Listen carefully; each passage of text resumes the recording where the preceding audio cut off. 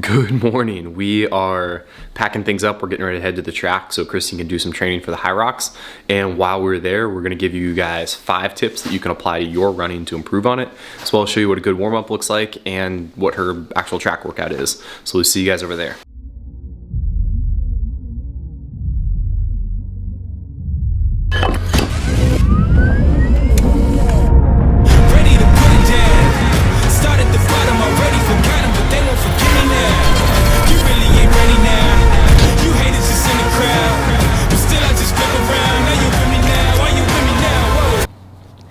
So we just got to the track. We're gonna give you guys some tips and also share my workout with you. Typically my track sessions are usually more speed-based. Today is gonna be speed-based with a little bit of endurance, so I'm not gonna actually get a rest, but my rest is gonna be an active recovery. So just continuing to move and trying to lower my heart rate. But the first few tips that I have for you is 1, if it's cold, always keep your ears warm and keep your hands warm. I'll probably shed my jacket here in a little bit, but as long as my head and my hands are warm, I usually feel pretty good. 2, make sure you bring water. You always want to make sure you have some sort of hydration with you, just so you can keep yourself fueled and you can keep your muscles from cramping, and that will also help you after the run as well for your recovery. So those are 2 things, but first we're going to start with warm-up. For warm-up, I always like to start with just a jog. I've got Milo with me today. He'll probably start out at a dead sprint. Hey, come! So he'll probably start at a dead sprint, but we'll start with a jog. I usually go about 800 meters, which is going to be somewhere in the 5 to 6 minute range, and then I'm going to focus on range of motion. So I'm just going to open up my torso, get my shoulders moving, and get ready to start running quickly, and we'll cover some tips for you as well.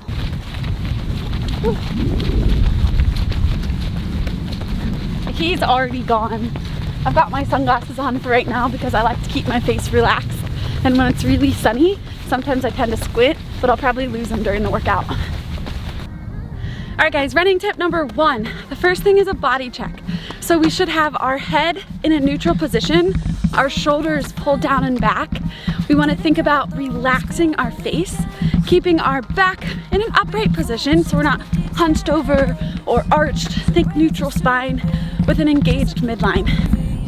Tip number 2 is going to be our arms. We want to think about not crossing our center. So if you had a zipper on your jacket or if you drew a line down the center of your body, what we don't want to do is swing our arms from side to side because that's going to be wasted energy. We want to think about rotating from the shoulder and driving our elbows forward with relaxed hands, keeping our arms at 90 degrees. At no point should the arm cross the body.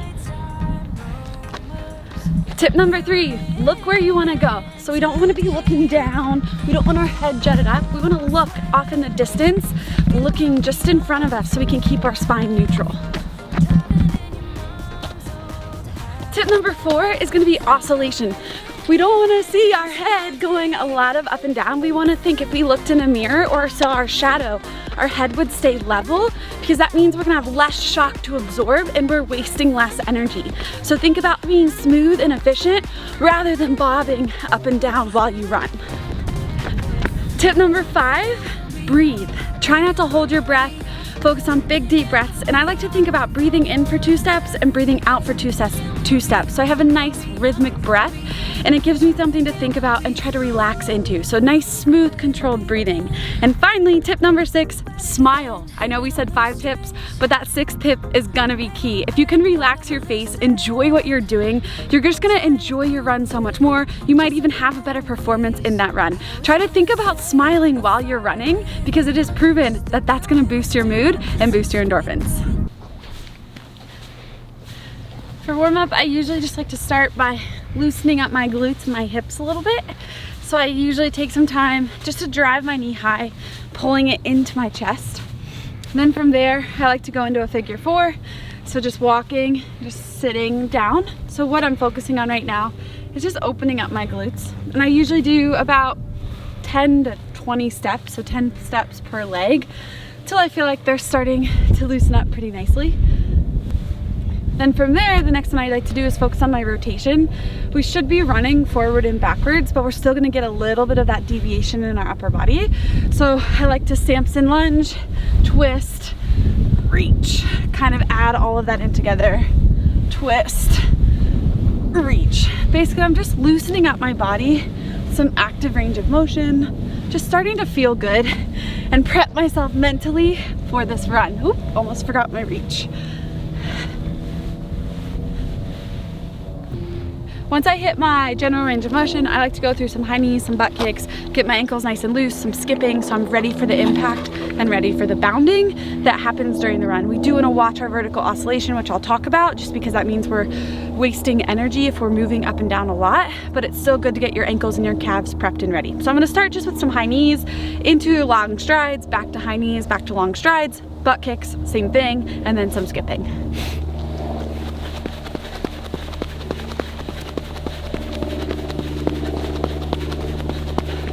I'm gonna jog. When I'm jogging, I'm just thinking about relaxing my ankles, flicking my feet, and then I'm gonna go back to high knees.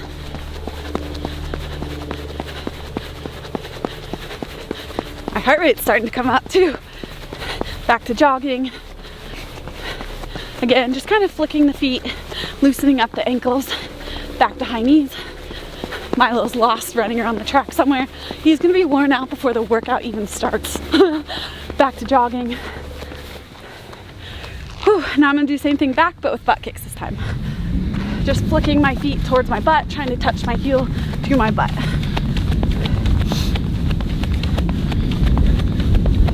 Now when I'm jogging, I'm still thinking about pulling my knee up and bringing my heels towards my butt.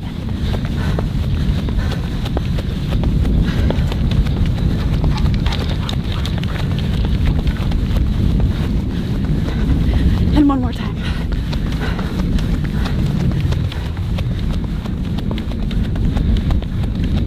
Opposite arm, opposite leg.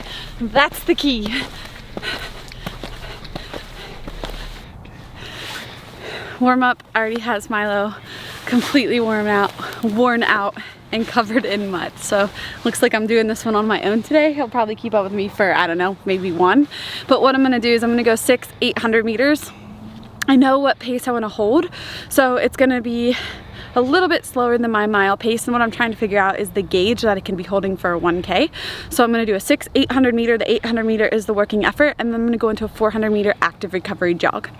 I'm going to try to hold the same pace every single 800, and I'm thinking somewhere around 3:15, which would be about a 6:30 mile, which would be slightly slower, but if I could hold that for 5 miles for high rocks, I would be pretty stoked. So this might be a little bit faster, but it's also okay to train a little bit faster and just kind of figure out my heart rate and figure out the pacing. And that's really what these next 6 weeks are gonna be for, is I know how to run, it's just a different style of running. So I'm learning, and if I fail today, or I realize, wow, 3:15 was way too slow, or 3:15 was way too fast, I'm learning, and we'll apply that to our next session as well. Look at him. He's getting a head start. All right, here we go. You were my best friend. He took off. Didn't care about the rules, good on the weekends. I'll be in full, stripped in the deep space. So brave and so stupid, just like the movies. I was gonna stay in the fight with you, just thinking we would do this until we couldn't do it. Each and every high, every night with you. You and me so clueless.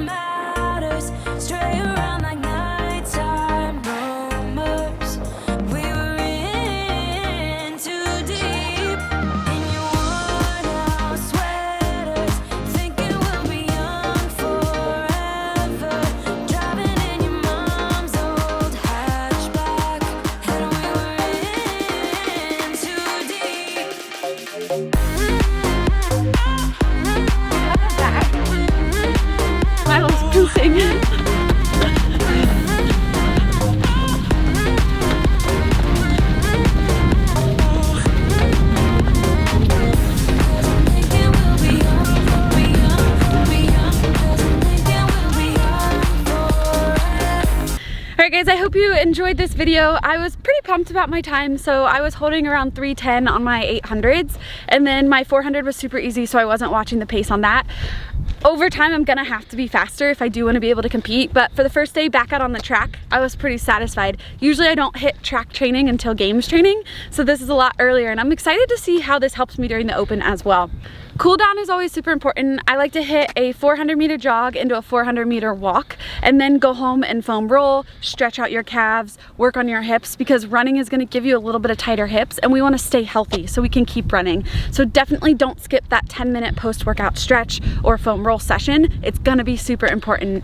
Check out our track programs. We've got a couple track or running programs that are stuff like this that you guys could follow along. All you need is a stopwatch and somewhere to run, and you can accomplish those programs. They're super awesome. They're gonna help get you in great shape, and you can apply all of those tips we just talked about while you're using those programs. I hope you enjoyed this video and found something informative in it, and go apply it to your running, get outside, feel good, and don't forget, smash the like button. It really does help our channel, and comment below with anything else you wanna see. Have a great day, guys.